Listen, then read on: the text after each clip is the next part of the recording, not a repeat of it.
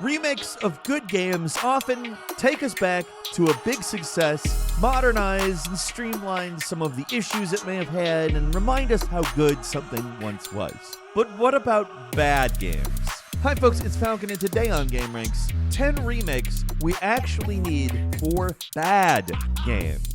Starting off with number 10, it's Yakuza Dead Souls. With the Yakuza games getting great remakes like Kiwami 1 and 2 and Inshin, it's high time the most bizarre game in the series got a second chance. Yes, Yakuza Dead Souls is real. Seriously, I've got footage playing right now. Look, it came out. It exists. And the madness of this thing needs to be remade so the fanbase can experience the bad shit insanity for themselves. What makes this game so weird is, it sounds like a joke, but it's not a joke. It's completely straightforward. The presentation is not tongue-in-cheek or jokey. It's just a Yakuza game, which, yes, is odd and strange and weird in a lot of ways, but there's just zombies, and it's not a joke. The cutscenes are just as elaborate and long. The characters are still their same old selves, but now instead of the brawling you're used to, you're awkwardly blasting hordes of zombies with high-caliber weapons. It's unfortunately not a good game. They basically took the standard fighting system and awkwardly slapped gun mechanics on top, and it does not really work well. Seriously, you aim with the left stick.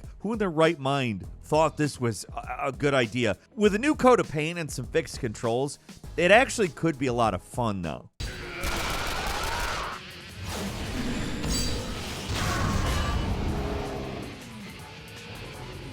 Hell, just completely redo it and make it a brawler again. Add some Dead Rising flair to the whole thing with weapon combos, over-the-top wrestling moves. Just go wild with it. I know the whole zombie fad is long past over, but there's potential in Dead Souls. It's something that's got the right building blocks for something really fun. It's just no one put them on top of it. No one built anything with the blocks. They just kind of left them strewn about. Moving on to number 9, Dead Space 3. Now, as you know, the Dead Space remake is excellent. But the game in the series that is actually in need of an overhaul is Dead Space 3. On its own, it's kind of not, a terrible game. I don't want to completely undermine the problems with it, but what really stands out is how disappointing it is compared to the first two. There were some legitimately good ideas in this game. The way they made it so that in co-op, sometimes you would see things that your partner didn't, or vice versa. That's a legitimately interesting mechanic I'd like to see more of, but the custom weapon system either needs a complete overhaul or just get cut. It's a dumb system that makes the game too easy. If they made it so there wasn't literally universal ammo, which is insane, and limited the part swapping aspect of it. I don't know, maybe just to different weapon types. I don't know. It just doesn't feel right in a survival horror game. A game where the horror is derived from it being difficult to survive. Maybe if they simplified it down to upgrades or attachments or stuff, just stuff that interfaced with a more traditional arsenal would work better. That's hardly the only thing they'd need to fix. The goofy story and much less good enemies than the first two games are among it. But at least if there was a remake, they'd be able to bring back limb cutting as an actual focus of the game, a game mechanic that matters. Most of Dead Space 3's problems seem to be from EA trying to turn it into some kind of mega blockbuster franchise.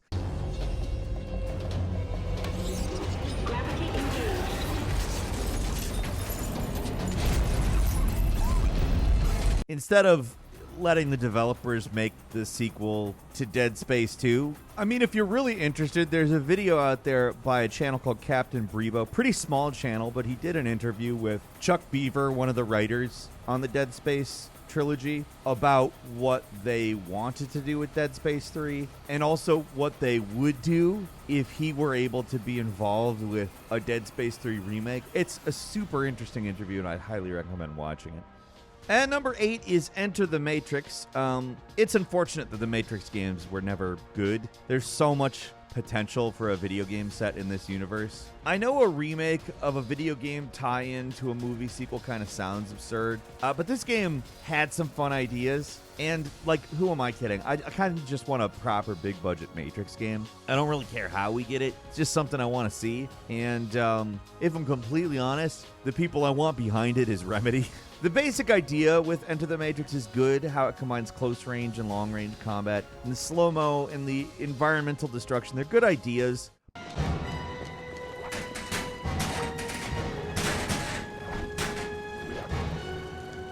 But for every bit of guff Max Payne got for kind of taking bullet time from The Matrix and putting it into a video game, The Matrix video game feels like it's just kind of trying to be a less good Max Payne. And the story is nothing to write home about. They could do something interesting with an Enter the Matrix remake and make it like the Final Fantasy VII remake. Make it a stealth sequel or something. Like, the possibilities are totally endless. We got a taste of what a modern-day Matrix game could look like with The Matrix Awakens, and there's no reason not to make that into a game. Seriously. And again, I don't know how you get Remedy involved in it, but you could.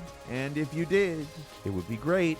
And number 7 is Devil May Cry 2. The black sheep of the Devil May Cry series deserves a second chance with the remake. Every other game in the series is so good. So it's time to maybe right the wrong of this game and make it the proper sequel it was meant to be. It would have to be a Resident Evil 4 style complete overhaul, obviously. The basic guts, though, they do have potential. The Gothic City setting is memorable. The new character, Lucia, has a standout design, some pretty cool weapons and abilities. And there are things that kind of work. It's just the combat system is so utterly broken and not fun to play, and the levels were dull. If Capcom were to ever return to the Devil May Cry series, they'd probably just go for a full sequel at this point. I don't know if this would be worth the effort, but you could almost say the same thing with DMC Devil May Cry, the random super western offshoot title that people just seem to forget about, which is, in my opinion, actually quite a bit better than Devil May Cry 2. It's a different animal, no doubt, but I mean, when something like that is even like less universally hated than Devil May Cry 2,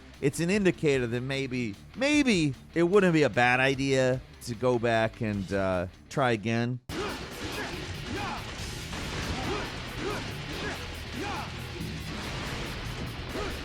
And number 6 is Dragon Age 2. If you want to talk about disappointing follow-ups to all-time greats, this is where you go. The original Dragon Age, I mean, it could definitely benefit from a remake, and most people would probably be more happy with that. But, I mean, the sequel, it's a disappointing game. The writing is embarrassing, the combat is brainless, they reuse the same maps over and over and over again. I cannot stress how much they reused maps in this game. You think I'm exaggerating, but you go back to this one and play it, and you come back and tell me how much I'm exaggerating. That being said, the premise is actually pretty good.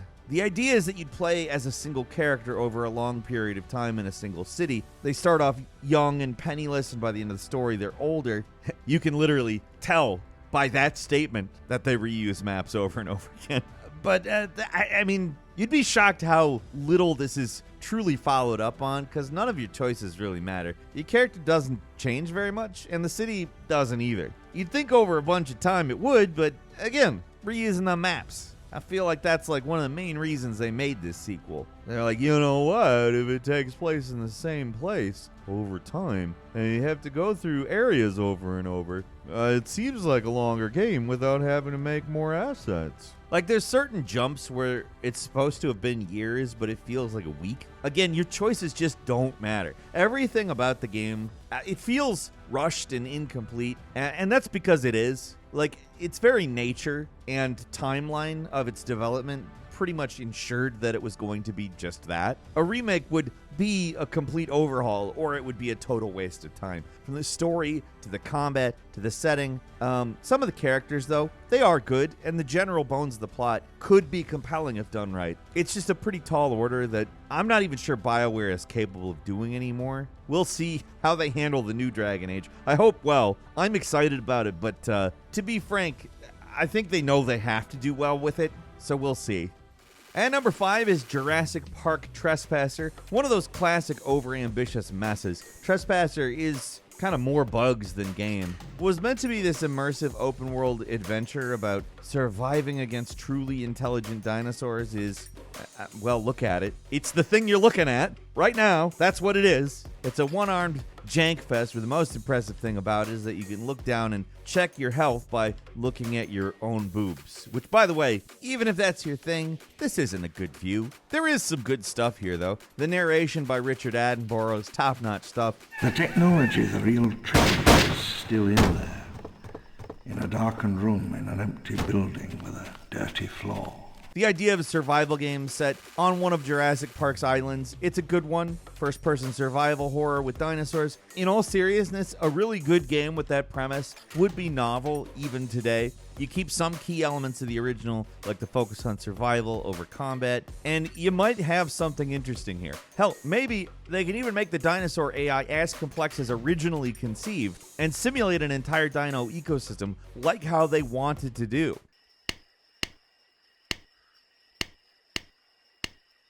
None of that is impossible in 2024. Someone could do something really cool with what this game was trying to do.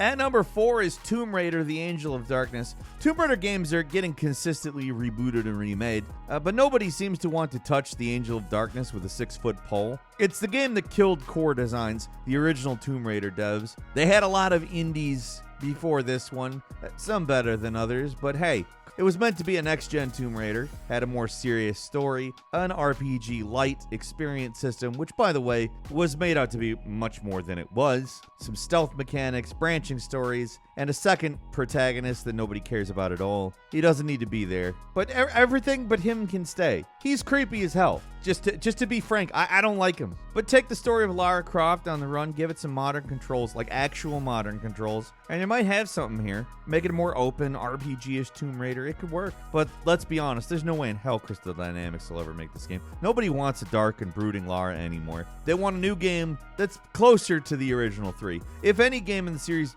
actually deserves a remake, it's this one. It could have been cool, but everything about the conditions surrounding the game basically ensured it would be a sloppy, half-finished mess, and it was. And number 3 is Duke Nukem Forever. All anybody wanted was a proper follow-up to Duke Nukem 3D, because it was an awesome game. But instead of putting out a Doom 2-like bare-bones sequel with new levels that were bigger and better, a year or two later, 3D Realms made us wait about 15 years. And, whoa, not worth the wait, let's just say. The easy answer here would be just make a new Duke sequel. But here's the thing. There's like 3 other versions of Duke Nukem Forever besides the crappy final release that can be potentially remade. The game reset development so many times, they could have potentially made multiple different games in that time. Hell, there are people even out there trying to recreate the 2001 version of the game using leaked assets from that version of the game. Die, you rat bastard.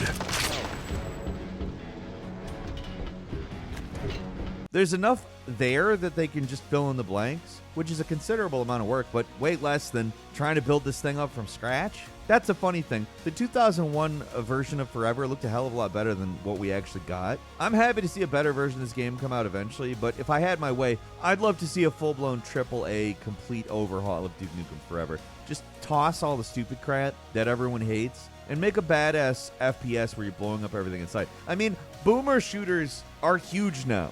Make a AAA boomer shooter with Duke Nukem. And number 2 is Castlevania 2. The first game's a classic. The second game is, it's also a classic, but it's a much worse game by every metric. Yeah, the music's great, but let's be serious. Taking off the rose-colored glasses, the level design sucks. The bosses suck. The progression is nonsense. Villagers all lie to you. Day-to-night transitions are annoying. It's not a great game. There is something that's very cool about it, though. It's one of the first games to have that sort of exploration style that made Symphony of the Night so beloved. And the concept of exploring this overworld and finding mansions that contain a piece of Dracula is simple, but it's an effective premise for a game like this.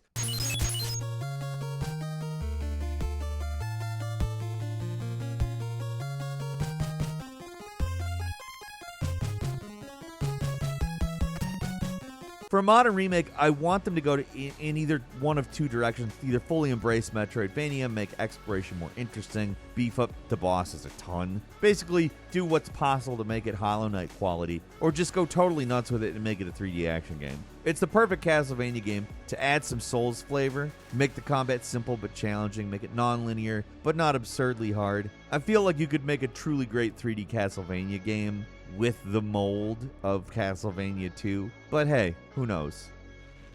And finally, at number 1, Rule of Rose, a little-known horror game for the PlayStation 2. It's one of those games that's just perfect for a remake. Think of a game like Nier. People love it for the story, but the combat controls are stiff and awkward, if you're being kind. Nier got a remake that fixed a lot of the problems of the original, and that's the sort of remake I'm thinking of when I think of Rule of Rose. Here's the thing. Game had a totally unique approach to horror, and the arc design is fantastic. The story, unnerving as hell, but actually playing this game is... it's miserable. It's so tedious, and to do just about anything, you're just having to fight your own body's revulsion at having to be involved. It's dark, and I don't mean dark like the atmosphere is dark. I mean like it's difficult to see, and it's confusing, and it's not fun to play. Like even a little. It is not fun.